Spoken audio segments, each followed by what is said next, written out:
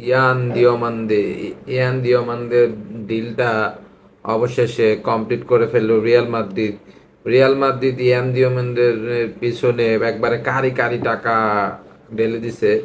কারণ 140 million euro দিয়ে তাকে 7 বছরের কন্ট্রাক্টে রিয়াল মাদ্রিদ তার স্কোয়াডে যুক্ত করেছে। ইয়ান দিওমান্দে 19 বছর বয়সী একজন রাইট উইঙ্গার, আরবি লেপজিতে গত সিজনে বেশ ভালো একটা পারফরমেন্স করেছে। তার মধ্যে অবশ্যই পটেনশিয়াল কিছু আছে, কিন্তু 140 মিলিয়ন ইউরো দিয়ে তাকে কেনা রিয়াল মাদ্রিদের জন্য কতটুক ভালো হবে সেটা নেক্সট সিজনেই দেখা যাবে। রিয়াল মাদ্রিদ তাকে কোন পজিশনে খেলায়, মানে সম্ভবত তাকে রাইট উইংয়ে খেলাবে, যেহেতু ফিজিক্যালি সে স্ট্রং।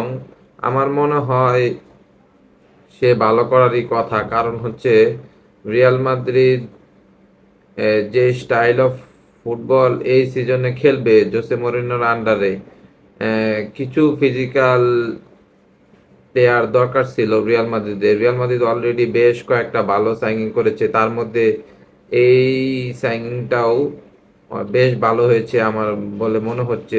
দেখা যাক জোসে মরিনহো রিয়াল মাদ্রিদের এই স্কোয়াডটাকে নিয়ে কত দূর পর্যন্ত যেতে পারে। Best of luck Yan Diomande, best of luck Real Madrid.